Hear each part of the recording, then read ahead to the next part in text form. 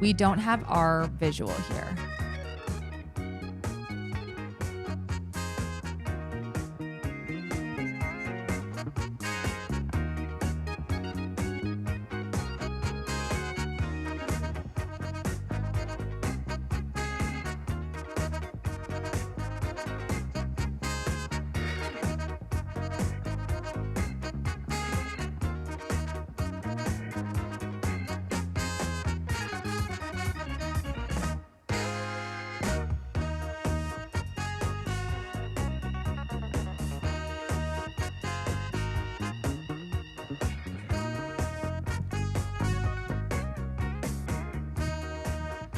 Live from New York, it's CITIUS Mag at the Hoka 5th Avenue flagship store ahead of New York City Marathon weekend. Chris Schaub is joined by Aisha Pratt-Lear and Eric Jenkins.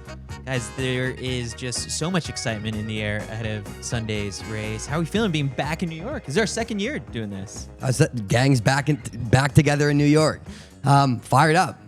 Energy's high in the city. We're so back. The team's back together. I'm having the best time. We braved the monsoons yesterday. Everybody ended up making their way to the city. Vibes are high. Feeling great. Yeah. It's going to be, I guess like at some point, it started being thrown around and it feels like they're marketing the New York City Marathon as like the best day in the best city in the world. And I feel like I said that for the first time maybe a couple years ago. Yeah, when you say they're marketing it, you're like, Yeah. I've been pushing. Like, I think I said that for the Yeah. first time a couple years ago. But no, it's true. And we're excited to unpack the professional races that will be taking place on Sunday.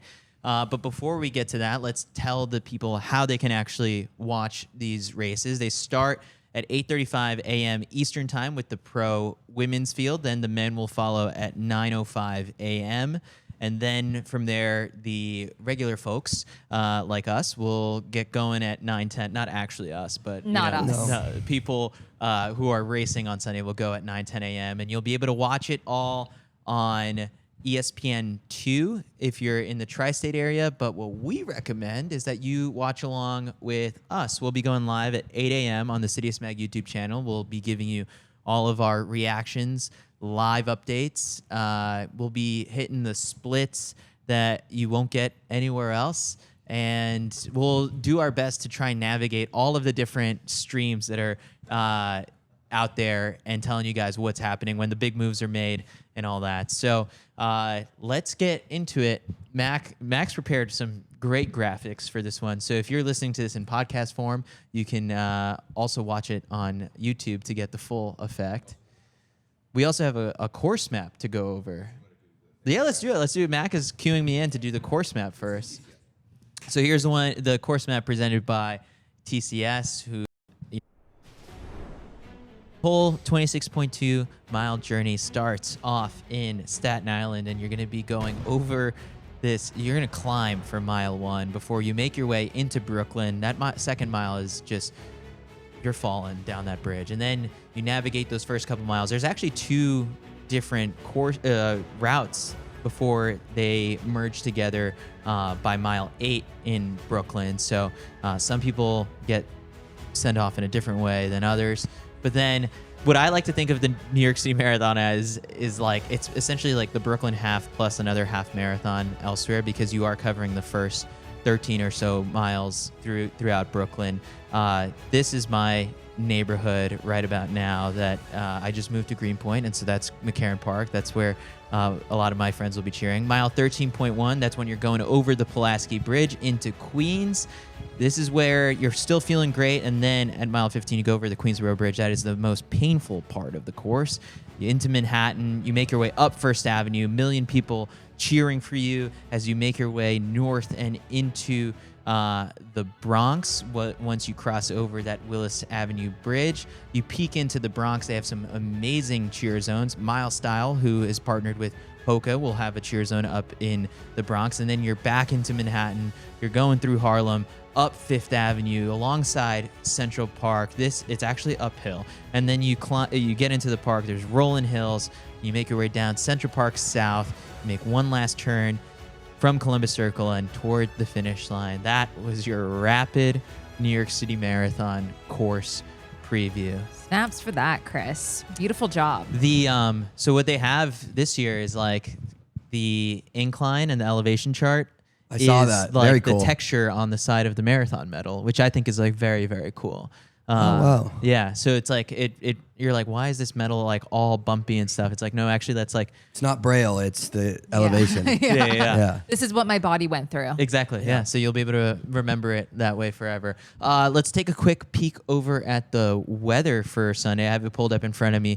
It's going to be 48 degrees at the start. Perfect. Mostly Perfect. Sunny throughout the day. It will climb up to 59 degrees at the hottest point of the day. So it's looking like perfect running conditions. How's the for wind? people.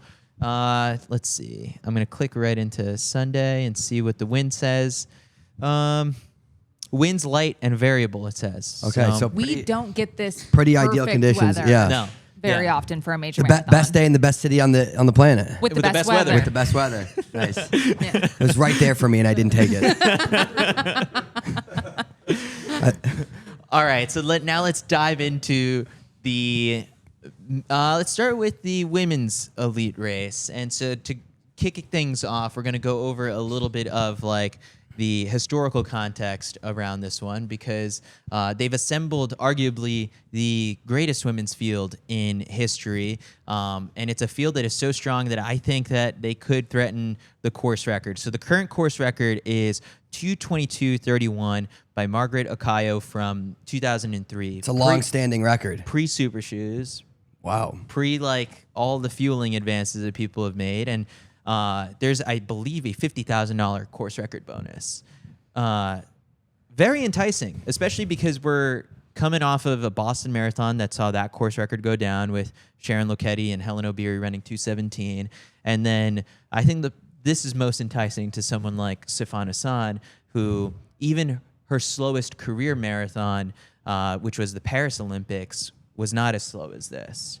And so She's sitting there thinking, what do you mean? My body, I've never run that slow. no, and I think like there's a clip, I think we'll tweet it out in a bit, but like I was at the pre-race press conference and I mentioned to Sifan Hassan that like, oh yeah, you know, the course record is 2:22.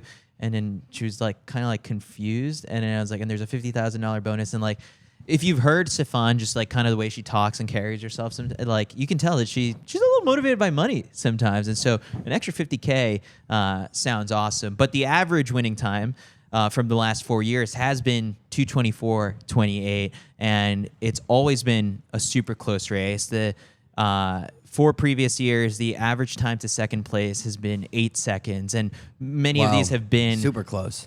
Sharon. And for the most part, like both of their coaches have given them the same instructions of like, don't be the one to lead. And so we've ended up with these sit and kick races. And then the final stat that we've got to touch on is the U.S. course record of 2:24:42 by Molly Seidel back in 2021. That's when she was coming off of the Olympic bronze medal. But also, like, I talked to her today. She was like, that race, like, the fact that she ran that performance, like, she crashed out after, like, the Olympic bronze medal, was not in a great place. I think was even, like, kind of hurt when she ran that.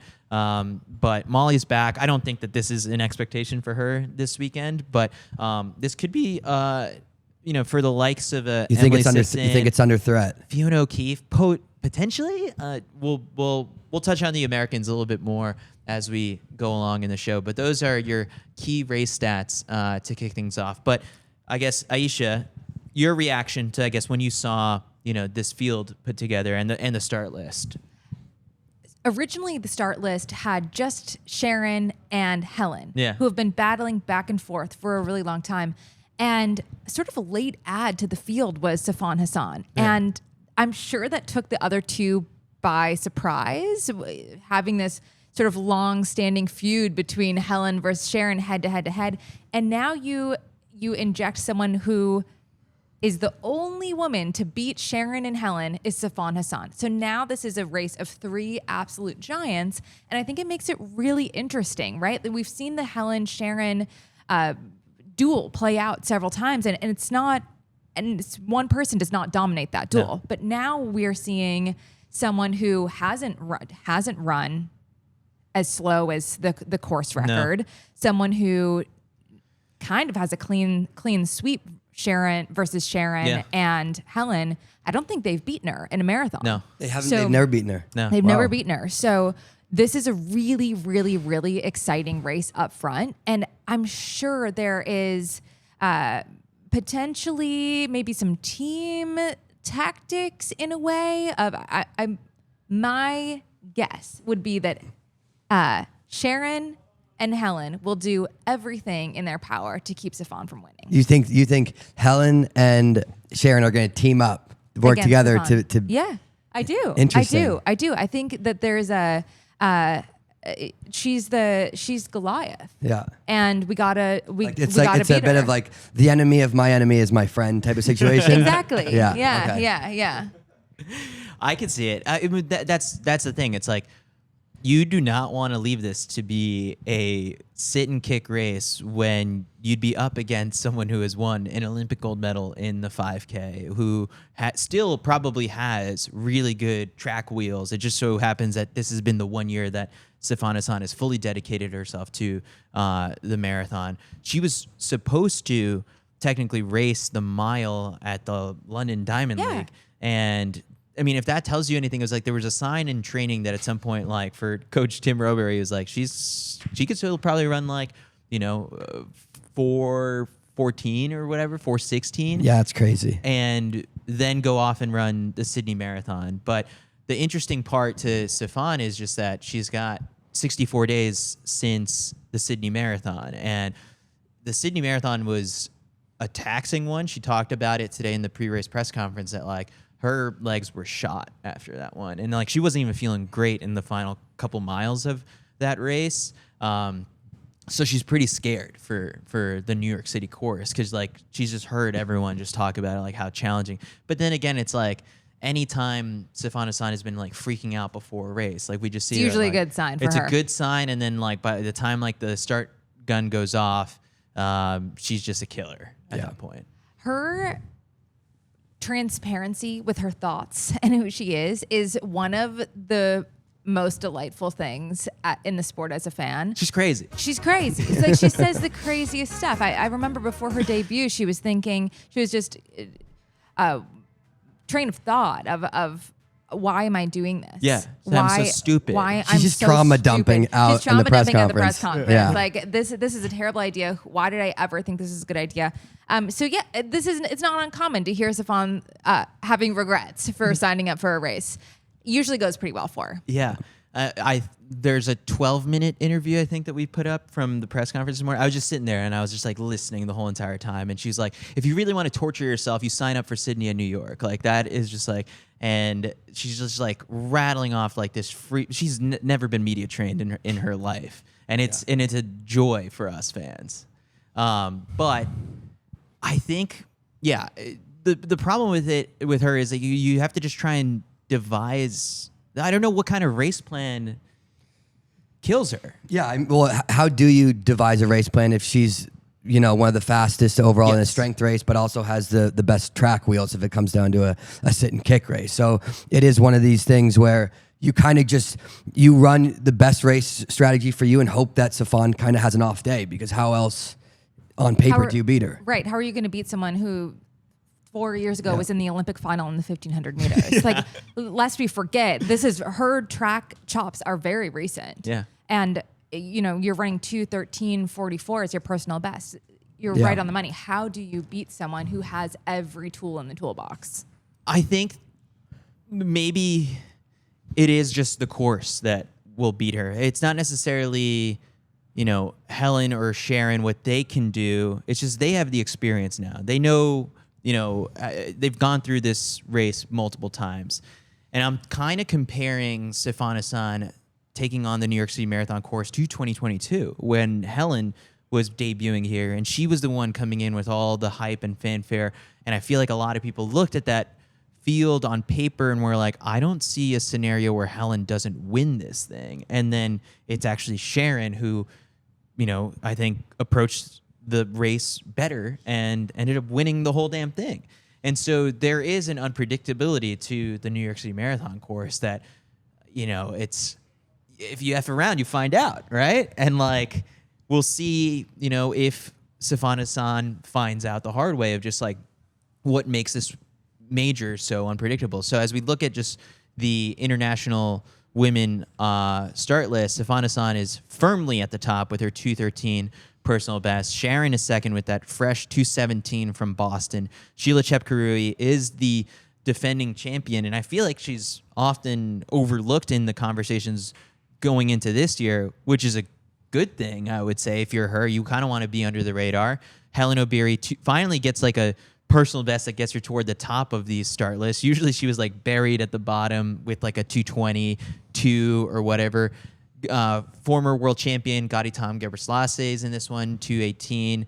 Vivian Chariot, who's been training really well lately, I believe with Fiona O'Keefe, could be a dark horse. Edna Kiplagat listed on this, but she is scratched due to the passing of her mother, so our thoughts are with her. And that this is just, the best field ever assembled here in New York City. So yeah, it's so stacked up top. Yeah. I mean, Sharon is even coming in a little bit under the radar, and she's the Boston champ. It always surprises me how under the radar Sharon Lokedi is. She is a star. She's won Boston. She's won New York. She just set the course record at the Boston Marathon. How are we not looking at Sharon Lokedi saying, how is Sharon, how are we going to beat Sharon? And her expertise in this event is, she's just gaining steam every time. She's just ran a fast half marathon. She's looking really, really good, really sharp going into this field. And she's been on 4 major marathon podiums, 2 major wins. She was 4th at the Olympic Games. Her marathon career is near perfect, unflappable. Yeah. Like she doesn't have an off day. So I don't expect to see Sharon off the podium. I would be surprised if Sharon doesn't win this race. Do you think she would be the one? I mean, when you're envisioning Helen and Sharon working together, who's the one pushing at the front? Because I feel like Helen's got full trust in Dathan, and when he's emphasized even last year, like, don't go, like she's listened. I think the first year she didn't listen as much, and now but then it's like you can't have 2 people on that same wavelength, or else like then the pace is going to lag and it's being teed up for Sifan. I think in Boston we saw Sharon make that decisive move At 3K. At 3, yeah. It was early. It was early, and the later stages of the race, it was really her being the protagonist, and I think she has gone through the paces of being patient and being smart, and now she's getting bold in her race strategy. So I think we'll see Sharon be more of a protagonist tomorrow. Yeah. Sunday. I mean, you kind of like the course is so tough, and I think that is why you don't see these fast times. The course record stood since 2003. I think you honestly and Dathan is a guy who's run this course plenty of times, so he goes in with the experience of like, look, sit, right? I think when you do see people try and make decisive moves early on this course, it ends up kind of backfiring on them. I wouldn't see Sifan making it tough. You don't see Helen really make it tough. Someone needs to, though. Yeah, I mean, somebody. I mean, do they? I mean, you get to like the last 10K of this race, and it's like you'll probably see. I would be surprised if someone comes in and breaks up the podium of Helen, Sharon, and Sifan. I think it's going to be them 3 at 5K to go. Do I think the course record will go down? I will be right around there. Yeah. I don't think it's going to be as slow as we've seen in years past, but I still don't think because they all have such good wheels. Mm-hmm. Like, yes, Sifan does have by far the best track speed, but it when you run 25 miles, sometimes that gets thrown out, right? Yeah. And so I don't know. It's tough for me to say like, yes, Sharon should make it an honest race because she does have Sharon's looked so good in recent years of just closing fast at the end of these races. So it's tough for me to say like what I think their game plans will be or should be, which is what makes this race so fun. I think we'll see the course record go down. Okay. With the weather being completely perfect, Sharon and Helen they just PR'd, right? Yeah. Like they just ran 2:17. So getting to that point of like getting in the low 2 teens, that's neuromuscular. They've done it before. I'm sure we'll see the course record go down. Yeah. All right, let's talk about Helen just for another second, because she obviously she didn't win in Boston, but she was still pretty close. What do you think makes her a threat on Sunday? It's just, I guess, like she's stacked experience, and I think like she's only getting better in the marathon. I mean, look at that. 3 major marathon wins, 10 global medals, personal best 2:17:41. Like when we talk about unflappable marathon careers, Helen is the same way. I think there is an expectation that Helen will show up and be excellent. And I don't expect anything different. Helen doesn't expect anything different from that experience. She now has, this is not a new arena to her. She has the ability, she has the experience. She's ready to do it again. And the races she's not winning, like it's like second. Right. Like she's always up there fighting for the win. She doesn't really have big off days where she's not in the mix at all. She's always in the mix. And you can be pretty certain she's going to be in the mix tomorrow. It's just really depending on it. It is so top heavy as far as how good these athletes are. So, I mean, man, it's going to be very tough to beat Safan. Yeah. But if there's anybody who could do it, it's Sharon and Helen. Yeah, I think to kind of close the loop on just those top 3, it's I asked Sharon, it's like, all right, so like, what can we expect? She goes, fireworks. And like, I was like, all right, I'm ready. That's electric. Yeah. We're ready. All right, so that is the international women's field. Taking a look at the top Americans in this one, we've got the return of Emily Sisson, first marathon since the Paris Olympics, which really messed her up. Like, she also kind of like the preparation in the lead up to the Paris Olympics wasn't perfect for her. And she didn't have a great day there, and then kind of was a bit scarred from, having to get into this loop of marathon training for the trials from, before that like she needed a little bit of a break. So she took the spring off from, signing up to run a marathon. Didn't run one last fall either, whereas a lot of people doubled back and took the appearance fee of, showing up to New York after Paris, but Sisson didn't. And so for her, I think like, let's get one on the board, after a little bit of a layoff, but she'll be joined by Sarah Hall, Susanna Sullivan, who is coming off of 4th place at the World Championships, Fiona O'Keefe, racing her first marathon since the Paris Olympics, where she dropped out after 5K. So she's looking to just try and find a little bit of that magic from the trials, where she debuted and had an amazing day and won the whole damn thing. Molly Seidel making her return, first marathon since 2023 Chicago. Annie Frisbee, second American in Boston earlier this year.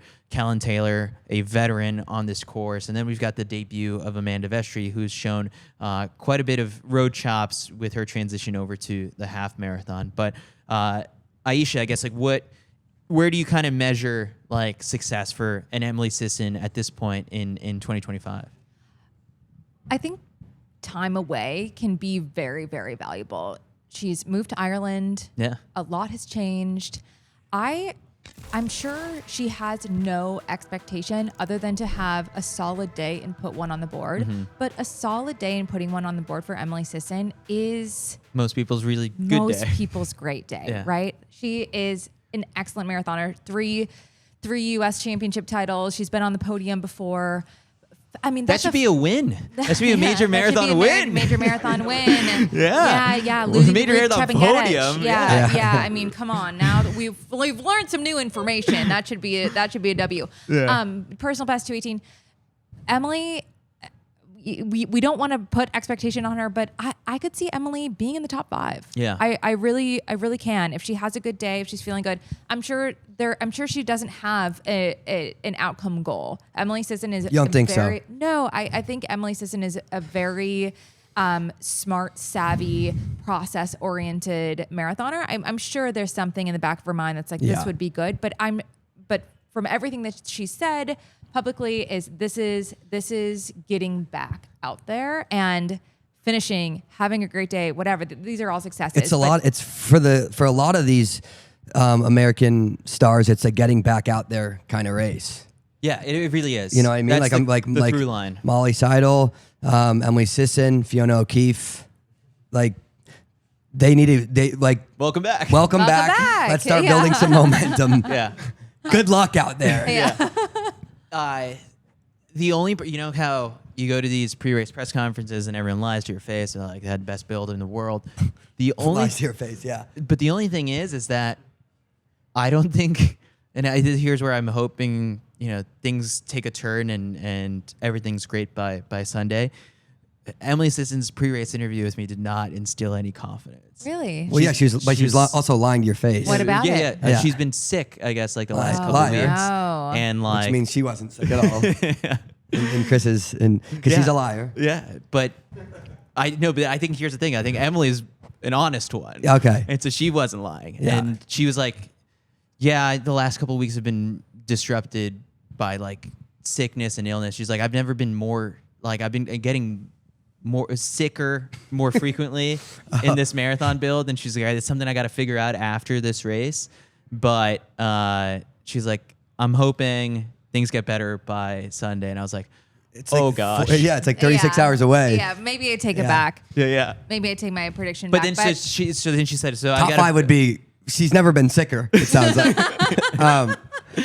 So she was like, I got a very vague goal of like just, you know, putting together a good one, like a good race and making it to the finish line and all that. All right. And so, yeah, I was like, oh man, I was like, yeah, this doesn't instill too much confidence in me picking you for the win. So like, I do look at a Fiona O'Keefe potentially as like the top American in this one because I saw that, you know, Alistair Craig talked to Let's Run and had said, you know, that some of the workouts that she's been smashing have been better than like before the trials and like her preparation has gone really well for this one. She's been training, I think, alongside Vivian Chariot for certain parts of it too. And Vivian's in this race. Yeah. So like that's having helpful. teammates in there. It's not even like people that you've been training with. That's goes a long way. That's very helpful. Yeah. And so the only thing with Fiona is just sort of like, you know, the trials were so good and the Olympics were so bad that like, I just hope that, you know, everything, whether it was the hip injury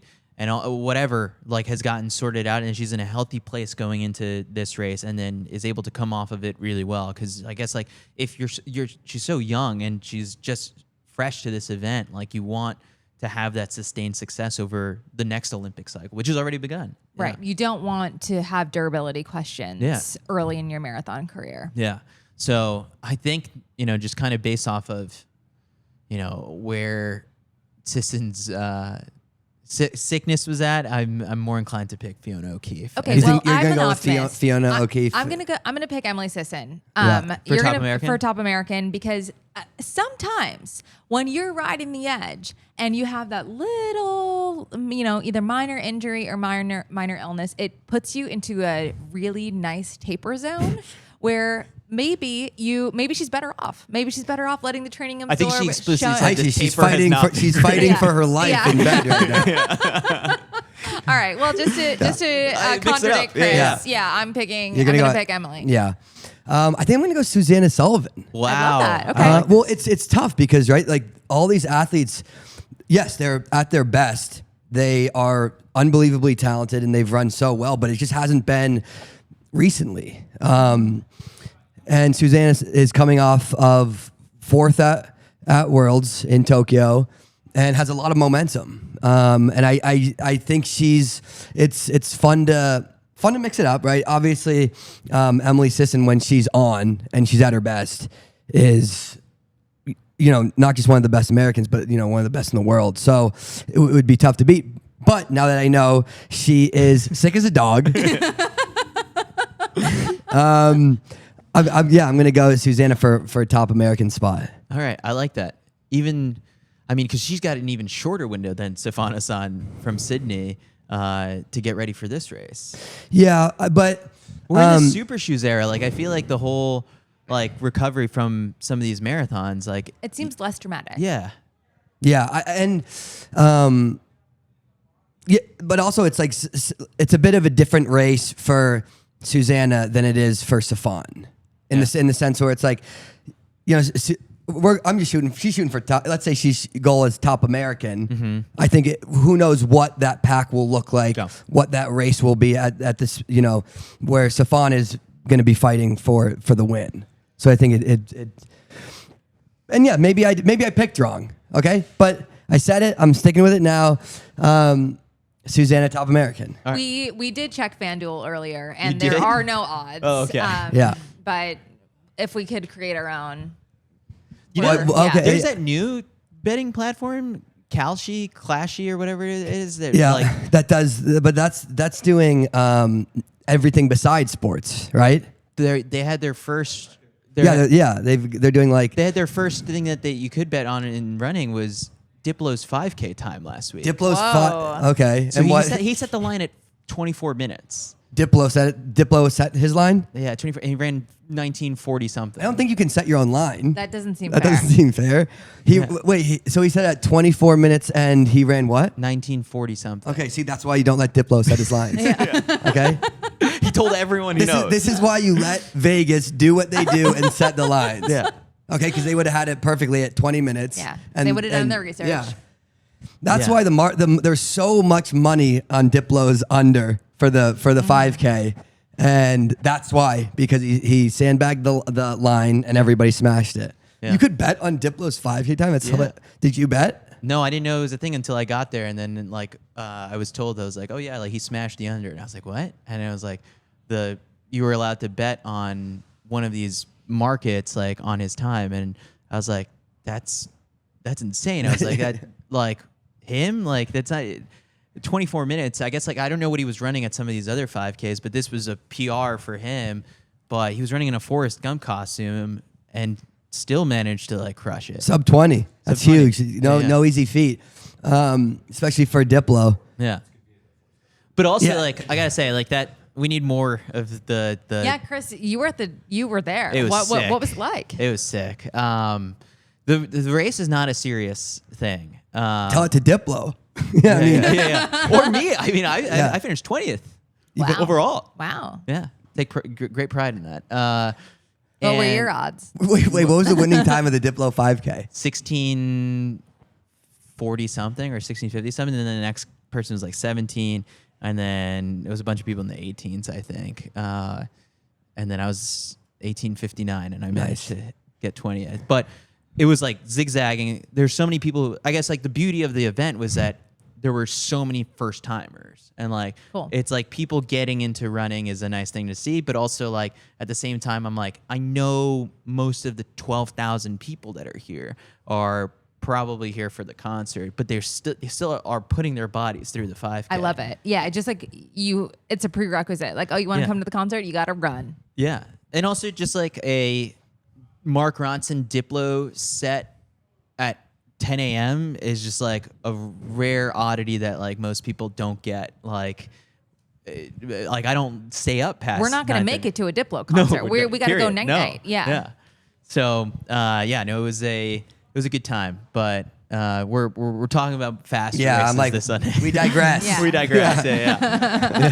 All right, what were we talking about before that? Well, we were talking about the Vegas odds. Oh, yeah. And if I had to make odds, I would put Safon at negative odds, and then I would put Sharon at maybe negative odds with slightly less, or just slightly positive, plus 100. Okay. And then I would put Helen at maybe plus 220. So then, okay, but what if they gave you the option, Obiri, Loketti, Hassan versus the field? Oh, you take that. Oh, yeah. Yeah. Every time. You take the field? No, you No, take those top three. Top three. To one of those to win versus the field. Yeah, I think. Look, there's for sure. Then you're if you take the field, you're the biggest Sheila Chepkarui fan in the world. Yeah. In the world, yeah. Because there are Sheila a lot of Chepkarui other or Vivian Chariot. There's a lot of other great athletes in there, but yeah. it's just hard to imagine that top three is they're so good. Yeah. That it's not out of this world that one of the field wins, but I mean, yeah, if I'm putting money down, I'm taking that bet for sure. All right, let's shift over to the men's race. We've got another very, very good field assembled here. But first, we're going to go through some key race stats. The course record, 2:04.58 by Tamirat Tola in 2023. Before that, it was like 2:05 flat by Jeffrey Mutai from back in 2005. So recently, people have figured out how to run this course fast. The average winning time of the last 4 years has been 2:07, which there are many guys in this field who have personal bests under that. And also, I think Mac just said that he was the one who did the math for these things, and that 2:07 was brought down drastically by how fast Tola ran in 2023.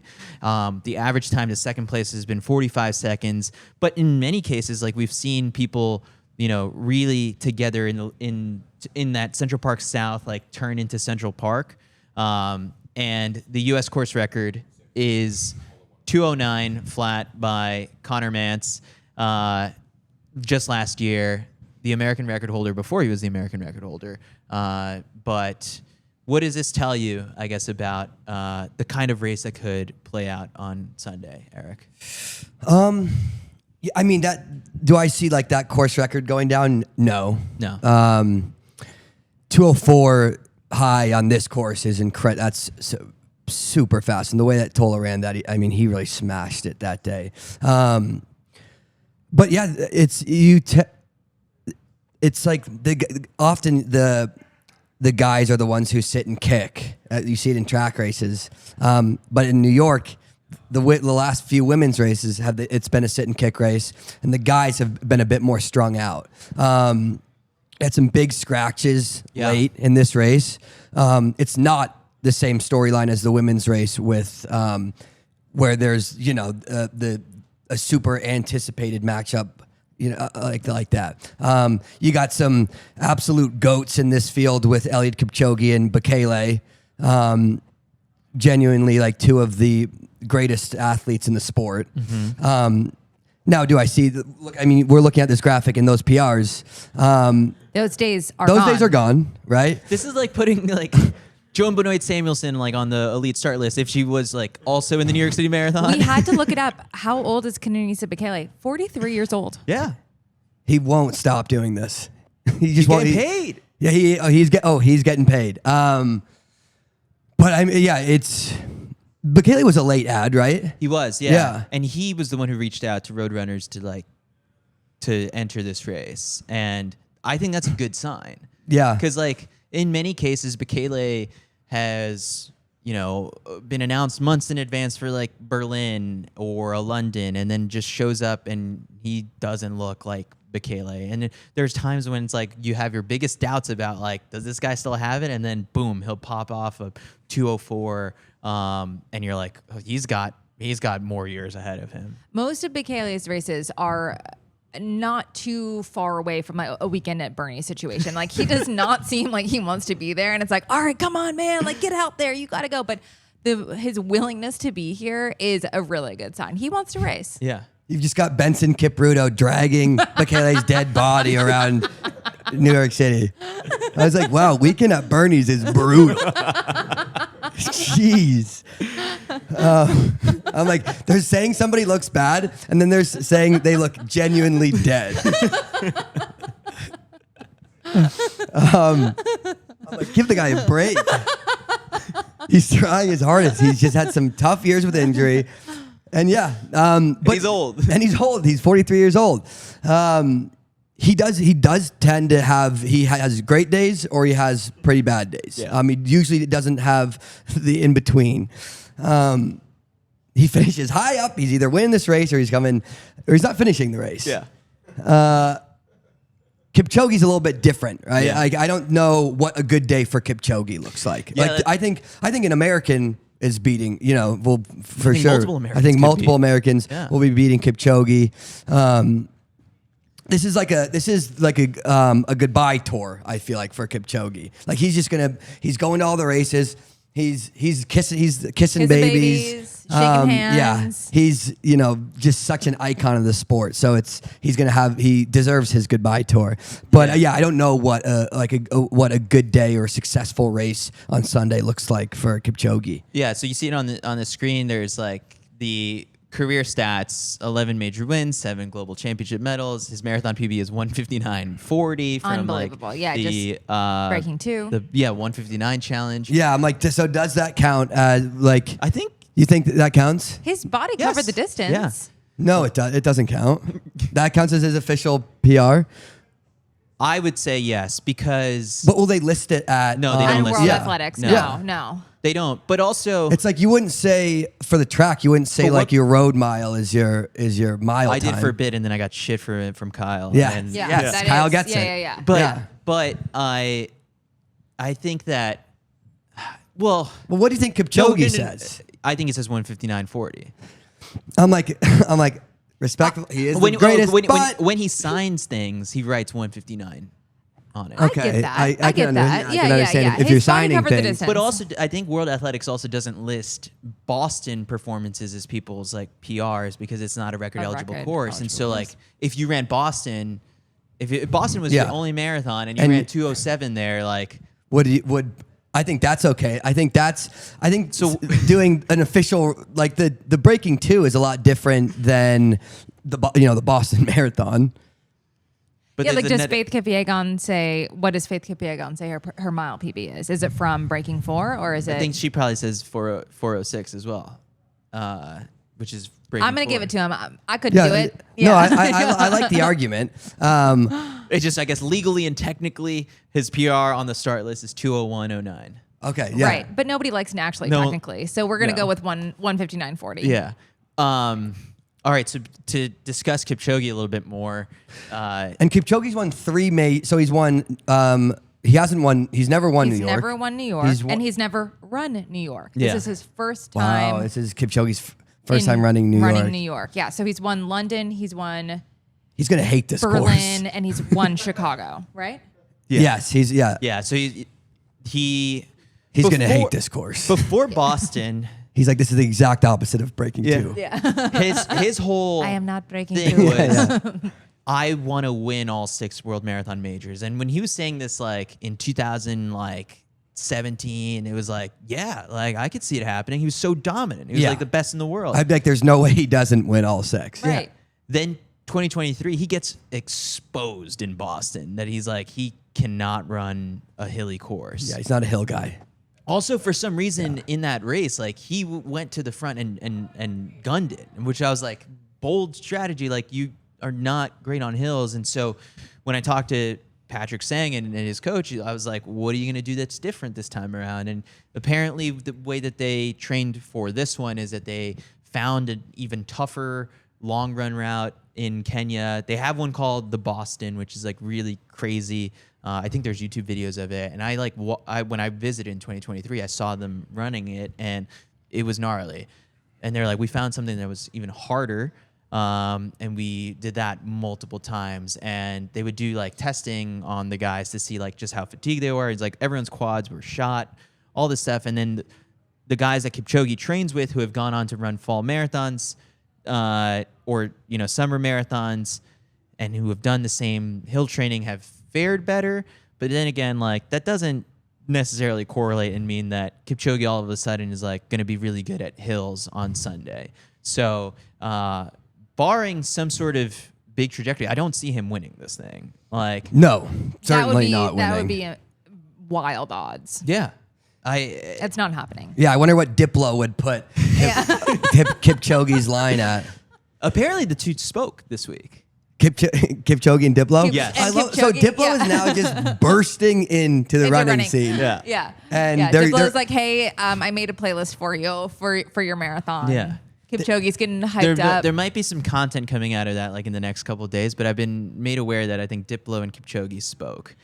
This is I've like, been made aware. Yeah. It's sort of like, Trump and Putin spoke on the phone. Yeah. I'm being made aware that Kipchoge and Diplo spoke on the phone. So, yeah, I mean, I think he's teasing this big announcement on Sunday. So first off, here's what happened in the last 24 So hours. after the race or before the race? After the race. After the race. So someone at Olympics.com published an article, I think yesterday, saying that Kipchoge is going to run a marathon in Antarctica and that this is the final elite marathon of his career this Sunday, New York City Marathon. I don't know if it's elite marathon or like major marathon.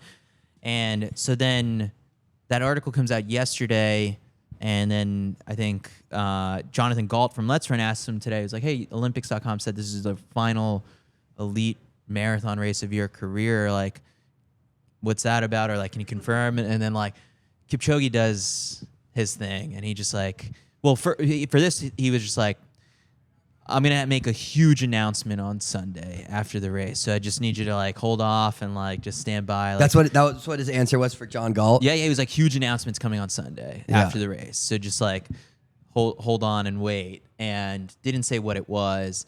And then everyone else starts asking him about like, what's it been like sucking at the marathon after being so dominant, essentially, like not exactly in those words, but like you could see him kind of get a little bit agitated of like being kind of softly told, it's like, you're not good at this anymore. Like, how long are you going to keep doing this?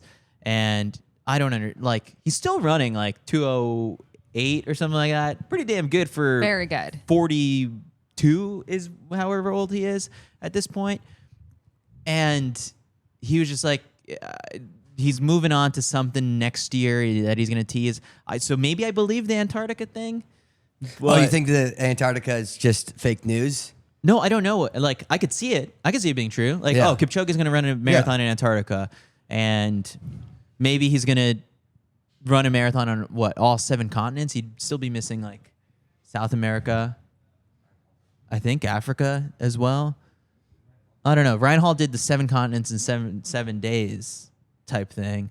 So I don't know. I think Kipchoge's moving into his like running influencer era. Honestly, next year. I love this for him. Yeah, like, if you are one of the most special, precious human beings on the planet, just go do crazy feats and bouts. Like, what else can you do? Like, you can run a marathon faster than any human that's ever walked the earth. Like, what else could you do? You can do so many things. The comment section on our Instagram posts about like the Kipchoge's big announcement that he's teasing is like pretty funny, because like LeBron just did this, right, with like teasing that he was like gonna make, it was like the decision part 2 ended up just being like a Hennessy ad. So if Kipchoge comes out, that's what that was, a Hennessy ad on Sunday. Kipchoge's like, actually, I have my own round of Labubus coming out.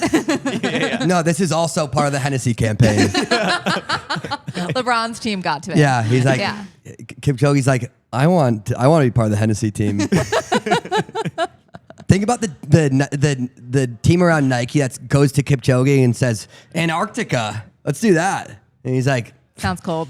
Yeah, he's like, what if I knock off? Like, let's do Antarctica last. Let's go Africa. Need to knock off Africa. That's an easy one for me.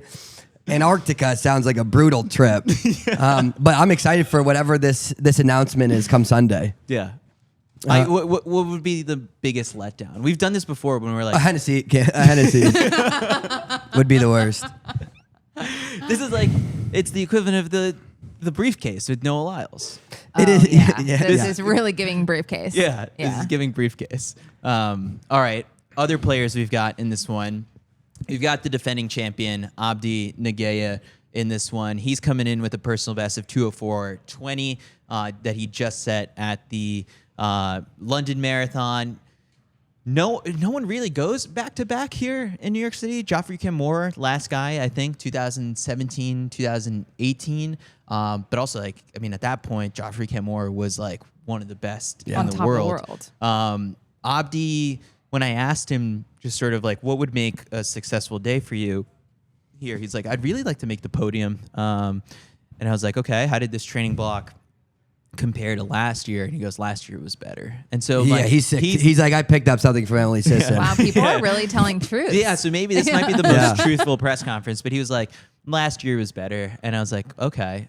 Or he might be lying. Yeah, everyone's just lying to your face. He's slow playing it. And I guess he was spending some time working. There's a funny part of my interview with him where he was in Park City for parts of the summer, training with Stefan Hassan and her coach Tim Rowbury, and then like he just says it wasn't Utah was not for me, and then he was like, and then he like left, and he's like, I got to go back to Kenya. So he went back to Kenya for I think the last stretch of this training block. But this is his. He was like, this might be my last New York. And I was like, you don't say that while you're here, because like they'll Yeah, his agent's like, don't say that, dude. Like, they'll keep paying you. Yeah, to show yeah, up. yeah, You're a one, like once you're a one-time champ, they'll just They want you back. They want you Yeah. back. They like boasting like we have X amount of champs coming back. Yeah, it's a good stat. Yeah. We want the defending champs to come back. It's and good luck. He's like, no. He's like, this is my 25th marathon, and Really? yeah, he's like, this is my 25th marathon, and I was like, yeah, but Oh my like, God. he's like, I'm 35, 36, and so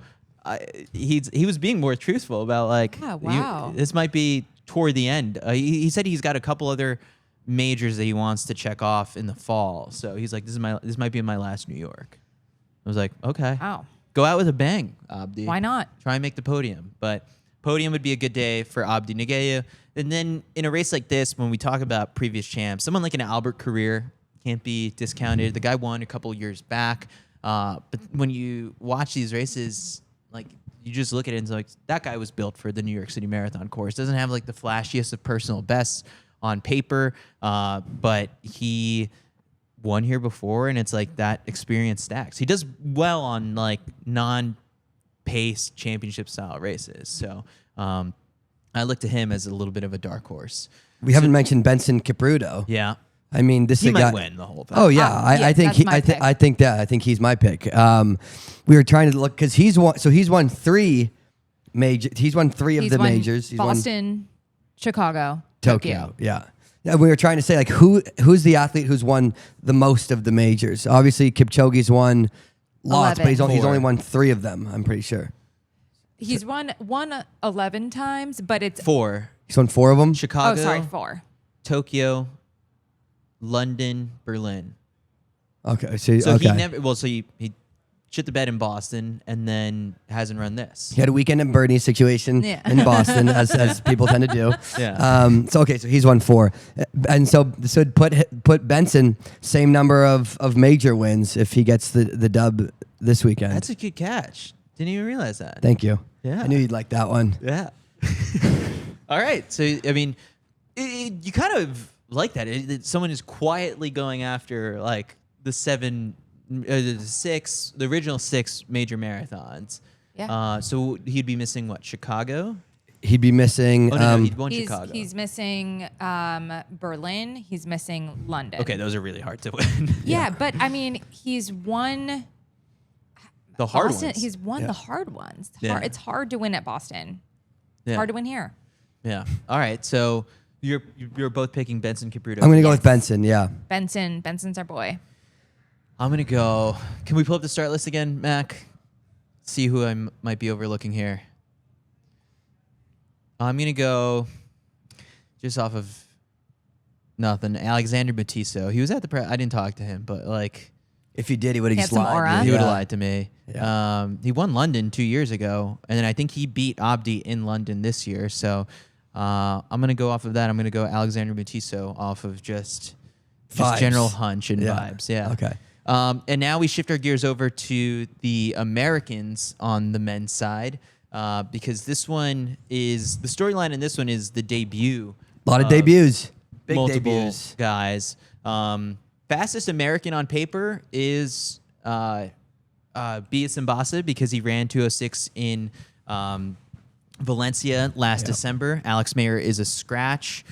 Reed Fisher, I just saw in Central Park earlier today, getting his shakeout run in. He's in this one after the World Championships. But the real storyline, I think, in this field is the debuts of Hillary Bohr, Charles Hicks, and Joe Klecker. All very different athletes, I would say. With Hillary Bohr, you've got him making an amazing transition to the roads after making an Olympic team and World Championship team in the steeplechase. Yeah. Charles Hicks, former NCAA cross country champion, who was representing Great Britain for a bit and now Is this his first race as an American? I think, yes. Yeah. Well, he was racing some of those USATF road races over the summer, but this is his first big one, I would say. Yeah. And then Joe Klecker, who Joe Klecker comes in, I think, with a little bit more of the glitz and glam, I would say, because, listen, he did talk a huge game before the Houston half marathon about going after the American record and then didn't come anywhere near it. Conor Mann smashed it. He ran 61:06 in Houston.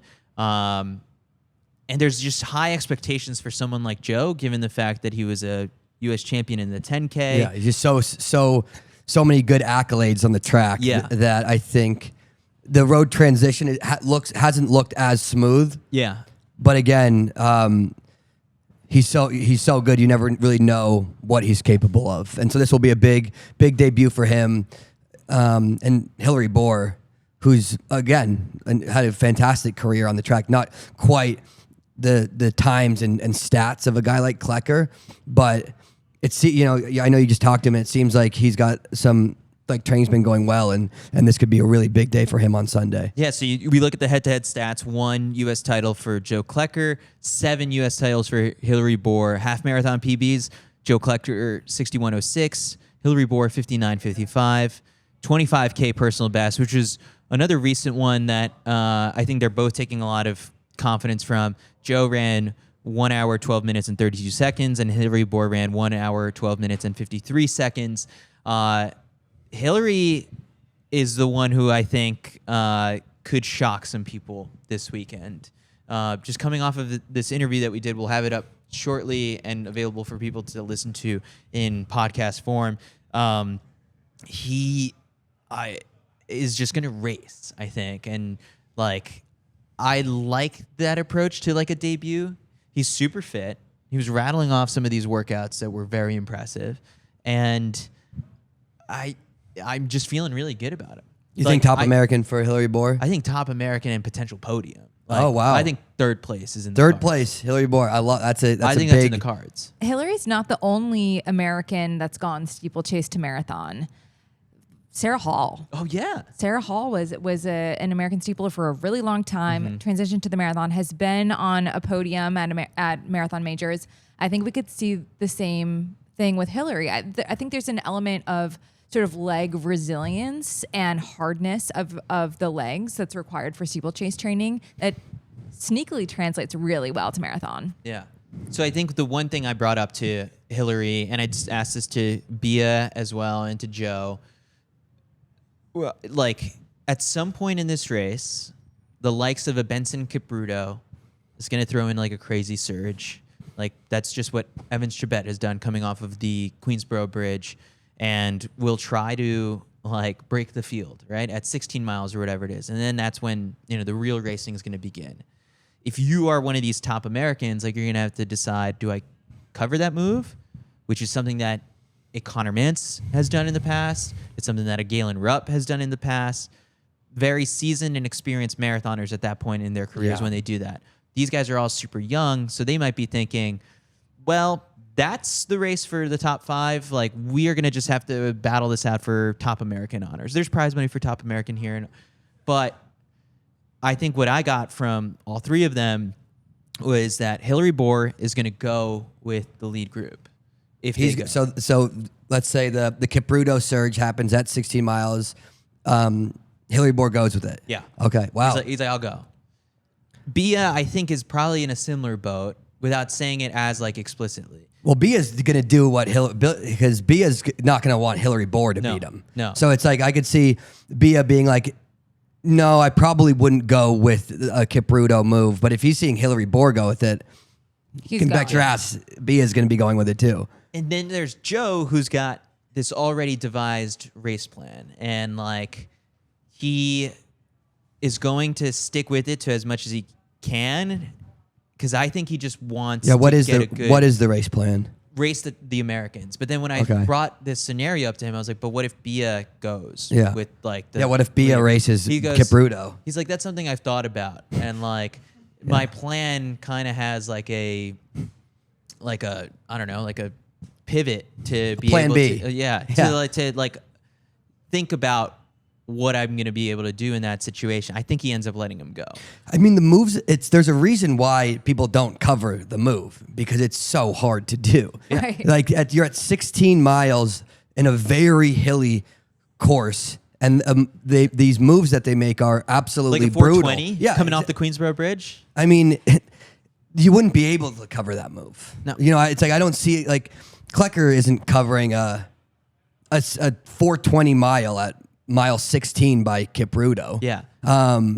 It's And if Dathan is telling Helen O'Beary to not make moves and wait, why would he tell Joe Klecker, unproven, untested in the marathon, to cover Benson Kipruto's moves? I think that's a recipe for a blow up. Yeah, and I think what Joe wants is, we go back a couple of years, and this just goes to show just like the advances that American marathoning has made in the last 5-6 years. It's like we had a year once, or I believe it was like Jared Ward racing like Chris Derrick and like one or two other guys for like 8th place and top American honors. And it's like, I think that's sort of like the type of race that Joe is kind of hoping for. But when you have these two talents like a Bia or a Hillary, it just kind of throws a wrench into that. Like, there's a lot of other great Americans for Joe to key off of, right? I mean, Reed Fisher has run lots of marathons. Very is kind smart of racer. Is a smart racer. He's kind of like one of the veterans as far as like the American marathon racer goes. Same with Colin Benny. So I think, and I mean, we haven't even mentioned Charles Hicks yet. I have no idea what Charles Hicks is going to do. He's been pretty good on the road so far.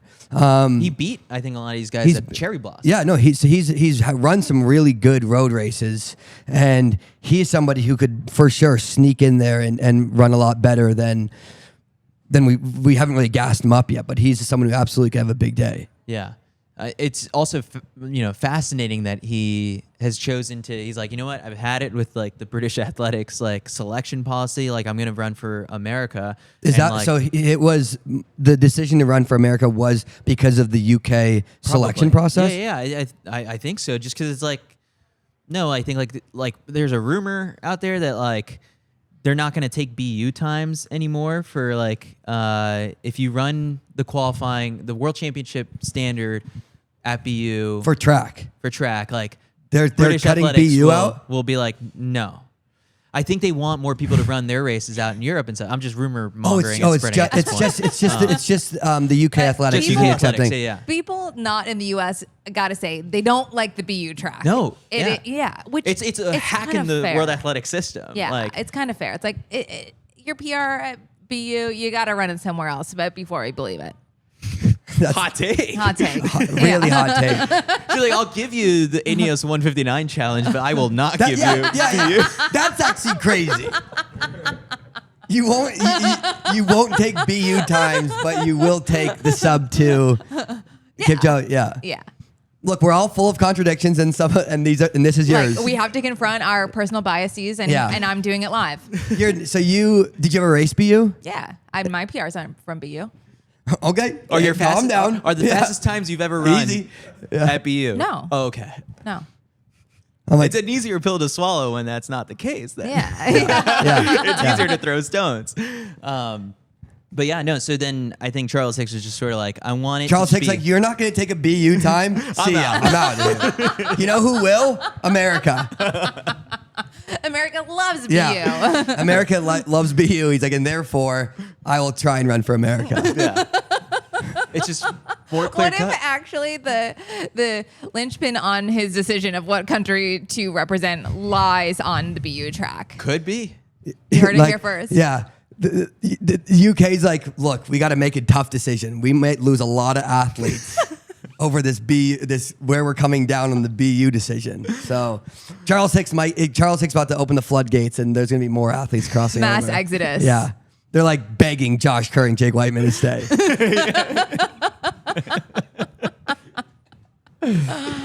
All right, so he's got his debut on Sunday in the marathon. I think, like, all right, what do we think the top American run?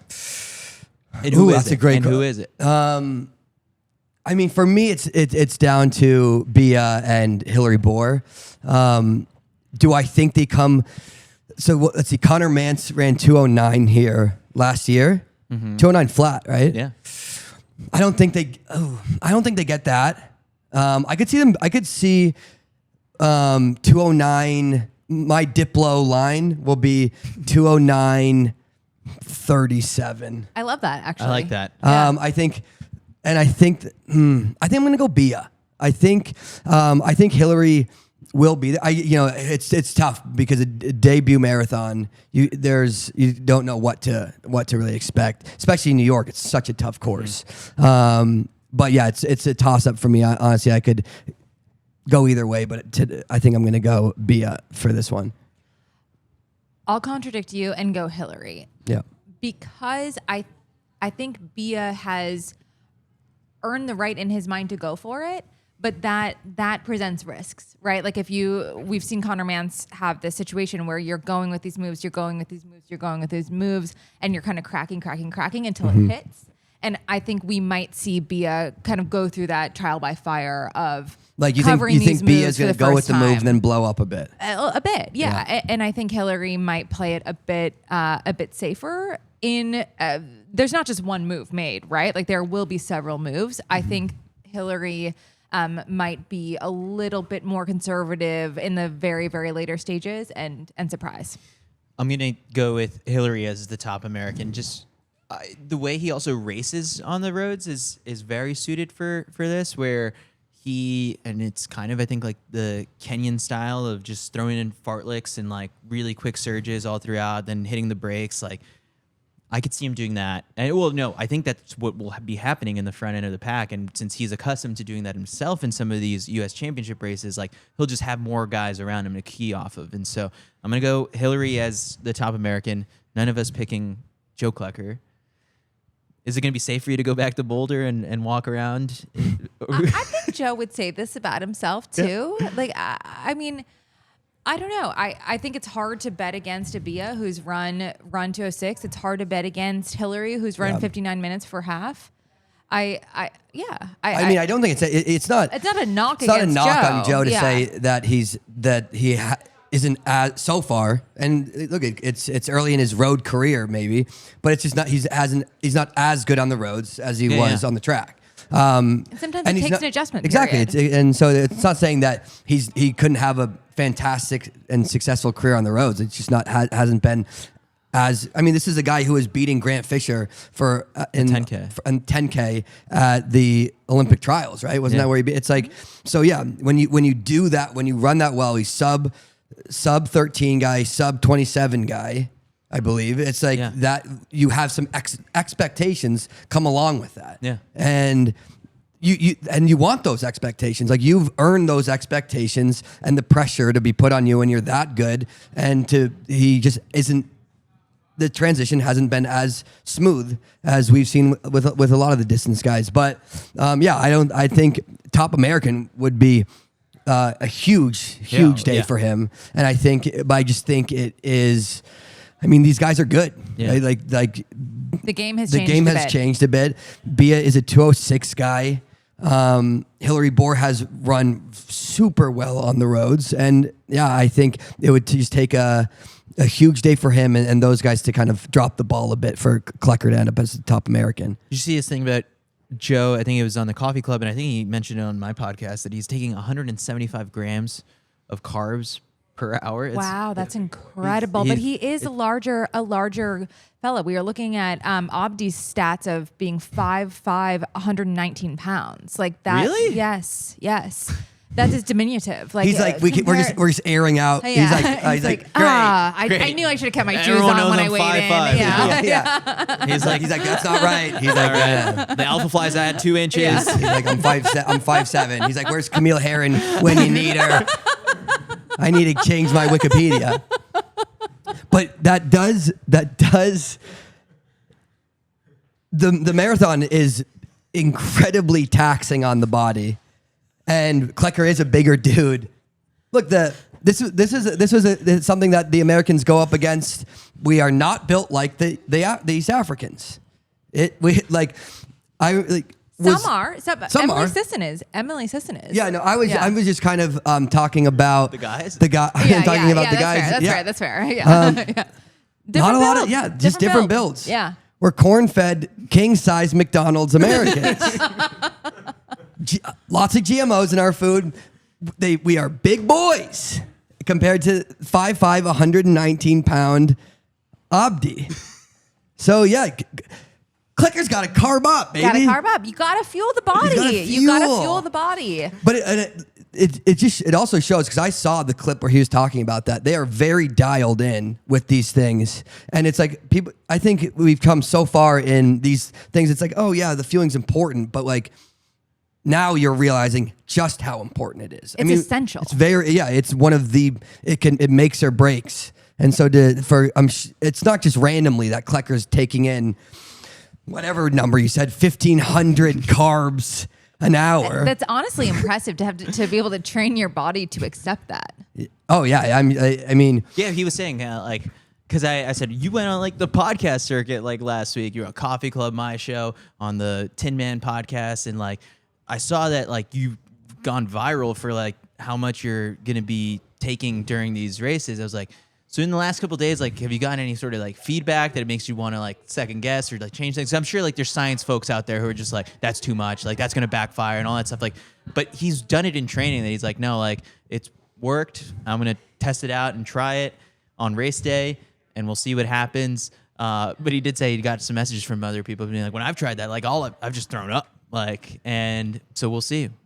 I think for a lot of these guys, like they just want to try the marathon and see what works and what doesn't. And then from there, on your second go around, like you'll have just so much more data and like areas to look at and be like, okay, that's easily where I could have, tinkered with things. There's a lot coming out of triathlon of sort of these bigger Norwegian guys on a mega amount of carbs winning world championships in triathlon. So there is data there that it's happening in cycling. You got big boys riding fast on using that the hundreds inertia of carbs an hour, and it's working. So he's really onto something. You get Klecker on a big downhill, watch him fly. All right, so I think we've locked in all of our predictions. Oh, on our women's side, we didn't winner. Did we already say who we thought is going to win? Oh no, no, we didn't. We didn't. Go for it. I think I'm going to go with. I think I'll pick Safan. I think that's who I'm going to pick for the win. I'm picking Sharon. Yeah, I'm going to go Helen. You know what? Let's all have a dog in the fight. Great. Yeah. Yeah. We got over under how many stop. I could see Safan just having the stopping for the quad stretch. I'm going to go quad stretch, yes. On the Queensboro Bridge? I'm going to go Safan Hassan stops for a little break Where? at some point. I like Queensboro Bridge. Queensboro Bridge, yeah. She just stops just to look. She's just looking at taking the view. FanDuel, are you listening? Like we've got some good prop bets here. She stops on the Queensboro Bridge. Wonder what Diplo we should call in, because now Diplo is like he's the running guy.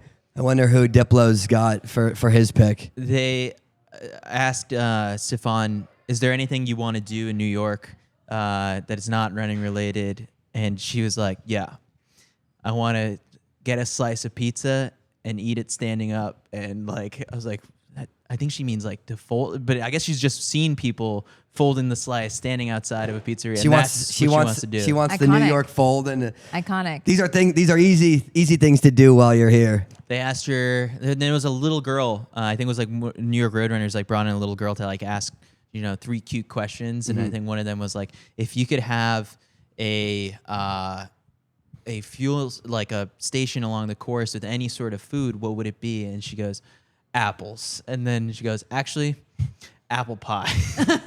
Better answer. Yeah. All right. Cool. All right. So that's very American. We get this girl a piece of pizza and apple pie. There was a horse in the audience. The horse was like, yup. That's a good answer. Totally agree.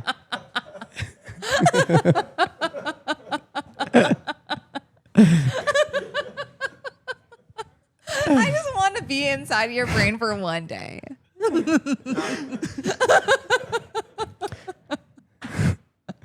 Anyway, well, good show.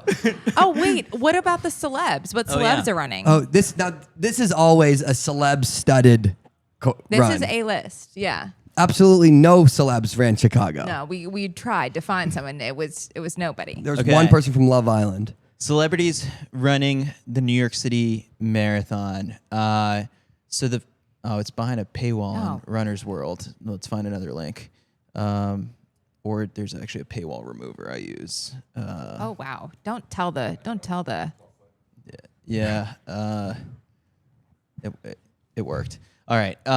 Anthony Ramos from right. In the Heights. He was also in the original cast of Hamilton. Yes. He's been coached by Des Linden for this marathon. Wow, I love that.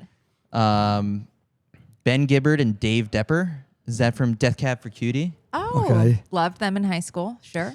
Claire Holt. She's the actress from H2O. She ran 3:42. Oh, she's fast. And Take it back. Is this going in? Is this the A-listers first? Is it just going to get? I think it gets worse from here. Jesus, we're. Oliver Phelps, who played George Weasley in the Harry Potter films. Okay, we got a Weasley brother. That's better. Noriega, the rapper. There we Right. go. Okay, no, we're getting better. He's the Drink Champs podcast host. Noriega's This is marathon- running? Yeah, his marathon debut. Big debut. Yeah, right I'll up there put- with he'll be- right up there with yeah. Klecker. He's in the tracker for sure. Yeah. He's going for top American. Jordan Litz, he was in Wicked. I think he's playing Fiero in Wicked right now. Merle Dandridge, I don't know who that is. Oh, she's from Hadestown. I should know that probably. The Amazing Race host Phil Keegan. Okay. He's racing. I'd love to be on that show. Would you two do the Amazing Race together? I'm Oh not my familiar with God. the Amazing Race, Eric, what? Oh, but yeah, obviously I would do the Amazing if.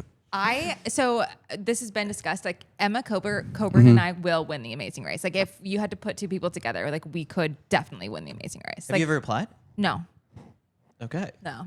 I think we should apply with you and Emma, and then we should apply with you and Eric. I love how. First off, Yeah, I'm they like, goes- I'm sorry, yeah. sweetie. It is not going to be you. They're like, would I you guys need- do the I Amazing need- Race? I'm And you're like, no, I would no. do it with Emma. Yeah, no, she is my girl for the Amazing Race. Okay. Love you, but It's okay. I don't think we have the problem solving skills with our powers combined that we need for the Amazing Race. I think you Jesus. guys would do great. Thank you, Chris. My God, Yeah. Okay, we'll put in both names. Yeah. I don't want to do it anymore with you. I'm withdrawing my name. Who else we got? We got a bunch of Bachelorette stars. Actually, Zach Clark was just here. He won the Bachelorette a couple of years ago. He's running for the Release Recovery Foundation. Matt James is running again. Love Island USA alums. This is your guys' show. Brian Arenalis, he's in it. Nick Vansterbergy, Elin Bibas, Oh, yeah, I think we're. No. and then Carl Radke from Summer House. That's the celebrity list. Okay. Weak year for Weak celebs. year. I think Weak the year for DJ celebs. Matt James will clean up and that. Oh, yeah. and- Yeah. He's doing that thing where he starts in the front of everyone with the MasterCard start or whatever it is. I think. I saw him at the track the other day, and that's what he mentioned. And then I think in the 5K tomorrow, there's a couple people running. Like The celebs John are like, you know Summit, what? Let's the just DJ. go ahead and take the distance down. Let's do a 5K. This is more civilized. Yeah. Yeah. I feel like more people should be running the 5K. We've got 5K's that fun. race tomorrow too. Small fields. Yeah, really small fields. They're right? down to 8, I think, on both sides. So Both like, sides. Yeah. Oof. You want to get up there? Just 8. lace them up. There's prize money through top 8. Might Yeah. as well knock somebody out. And wasn't this is the race where they almost got ran over by a truck, right? That's Hit true. by a Maybe- bus last year, I think. Yeah. I'm like, I just The only gotta two, if like, I can maneuver my way outside of that bus and it takes out the whole field. I could be looking at a payday. Yeah. So maybe I will run it. We can't afford not to run it. Great. Yeah. We'll Your get Hoka's to on. lace up your Rocket X3s and 100%. get out the door. Get the carbon plated. Avoid the bus. Successful day. All right. Can't go I think wrong. that does it for the CITIUS Mag final prediction show from the Hoka store on 5th Avenue. We will be back here live on Sunday morning starting at 8 a.m. to go through and give you all of our reactions and commentary and analysis as the pro races unfold. I've been Chris Chavez with Aisha Pratt-Lear and Eric Jenkins. Oh, yeah, we've got our group run. So if you're listening to this and you're in the New York City area, we've got our group run at 10 a.m. out of the Hoka store on 5th Avenue. When you type it into Google Maps, make sure it's the 5th Avenue location. We'll be meeting here at 10 a.m. on Saturday. Easy miles along the east side waterfront, and then get to hang. A lot of free giveaways. We got some tote bags, some shirts, lots Oh, the to give tote away. bag is very cute. Vanna White here will bring it for us. Look at this. This is the CITIUS bag 2025. Very nice. Very nice. Love it. All right. That does it. We'll see you guys on Sunday. Thanks for watching. Thanks for listening.